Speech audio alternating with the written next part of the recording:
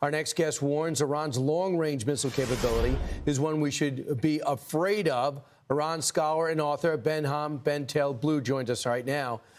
Great to see you, Ben. First off, your reaction about the fact that they shut down their airspace yesterday. They let that known, made everybody think an attack was about to happen.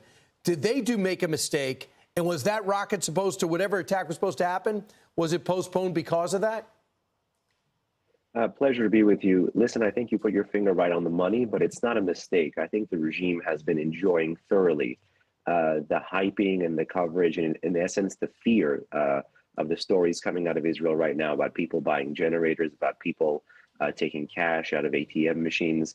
In essence, right now, the Islamic Republic in Iran is looking to respond militarily against Israel, but it doesn't really know how because Israel has escalation dominance. There's potentially a missile attack coming, or potentially a terrorist attack on an Israeli embassy, or potentially an attack by one of Iran's proxies in the region against potentially the Israelis or the Americans. There's something in the works, but until that something is actually decided upon, it seems like the regime is thoroughly enjoying coming up with all these different ways to spook the West, and in Israel in particular. Behnam, tell me how significant this is. That ISIS-K attack a couple of months ago, and now they have militants trying to shoot up their IRGC inside Iran.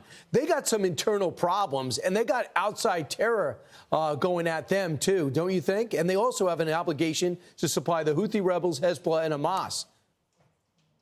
Absolutely. You know, there's a massive chasm right now between the state in Iran and the street in Iran. You know, since 2017, but most importantly, since 2022-23, there's been massive nationwide protests against the Islamic Republic.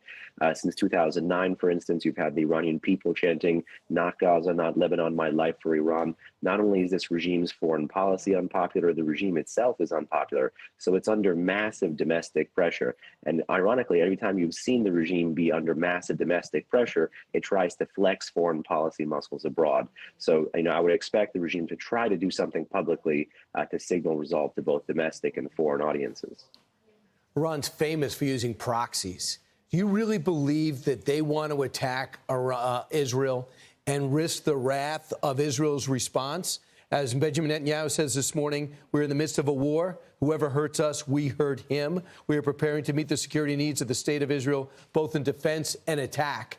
So Israel's prepared for this. They know the main problem in the Middle East is Iran, but they use others to attack to have some type of deniability. Would they just drop the guys right now? The regime has actually slowly been increasingly dropping the guys. Since 2017, there's been more public, attributable missile and drone operations from Iranian territory than ever before. The key thing is they've never done it directly at Israel.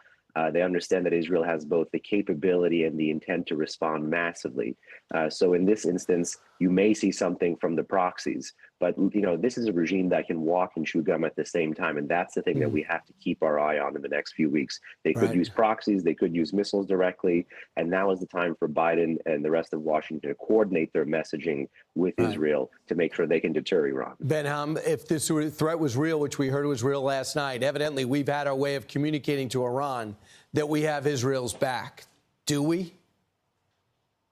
You know, we might think that we've sufficiently communicated this message, but the gap that the Iranians and the proxies and the whole axis of resistance have been able to create between us and our most important partner in the Middle East publicly since October 7 and since the war is with Israel responding against Hamas in Gaza, the Iranians might think otherwise. And that's dangerous when the Iranians are bridging their differences with their partners and we're exacerbating our differences with ours. Behnam Ben Taleblu, thanks so much. Appreciate it. We'll have you back. Thank you.